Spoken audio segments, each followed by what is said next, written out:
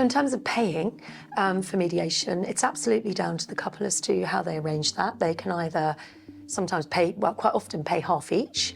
Sometimes they say, oh, well, there's an account, we can pay it from this account.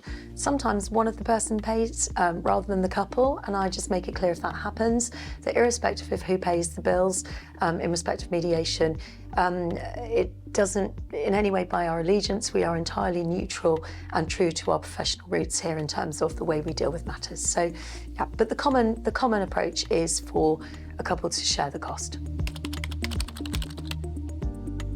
We normally will ask for the cost at the end of each session, so we'll work it out carefully and agree that with the clients, and then we ask them to pay in that way.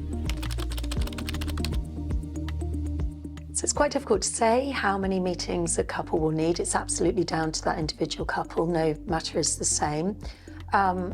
It's quite unusual to get everything completed within one session. Normally it would be between 2 and 5 sessions.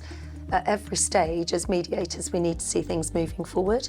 So if at any point we feel that we're going round in circles and we're getting into long numbers of sessions, I will be very clear with my clients that actually mediation process may not then be right for them. But it just depends. It's absolutely bespoke, but we always have to see it moving forward in each session so that they get the most out of it. Mediation is a voluntary process.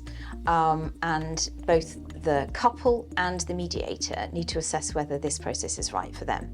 The only element where it is necessary is if either of a couple wish to make a court application, either for their finances to be looked at or their child arrangements to be looked at, then a mediator needs to sign off their application form, and so an individual meeting is held for that purpose. But other than that, mediation is a voluntary process. So there are some certain circumstances in which mediation is not appropriate, and as mediators we are very highly trained to look for signs or indications in our meetings with our clients as to whether or not mediation is likely to work.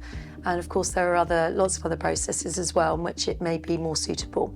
But things that we look for are significant power imbalances between a couple, perhaps an anxiety for one of the couple about being involved in mediation, whether there's a very dominant character, whether there's been any aspects of domestic violence in the past, things like that. So really looking very carefully at whether or not a couple are able to come together and sit back slightly from the emotion and make some decisions that are absolutely future focused.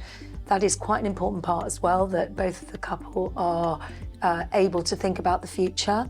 If one person has really struggled with the concept of the separation and really isn't able to focus on what's going to happen in the future, that would be another reason where I would think that mediation would be very difficult and is unlikely to be successful.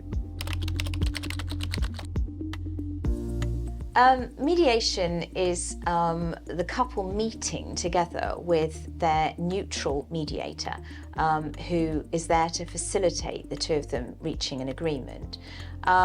There's a lot of body language which is recognised by the mediator, who can identify whether perhaps one half of the couple is feeling particularly uncomfortable or upset or distressed. And that's an ongoing assessment throughout the meetings to ensure that everybody feels it's a safe place and they can concentrate and they can say what they want to. And all of that would be impossible by telephone. So mediation by telephone is definitely not something that we offer here at Scott Bailey. So mediation is a process whereby a couple come to a mediator and the mediator will, in a neutral way, help them reach a consensus within the shadow of the law. And it's an entirely voluntary process, and it is absolutely led by the couple in terms of timing and outcome. Arbitration is a different arrangement. It's still voluntary, but it comes before a neutral judge who will make the decisions for the couple. So the fundamental difference is that in mediation, the couple control their outcome.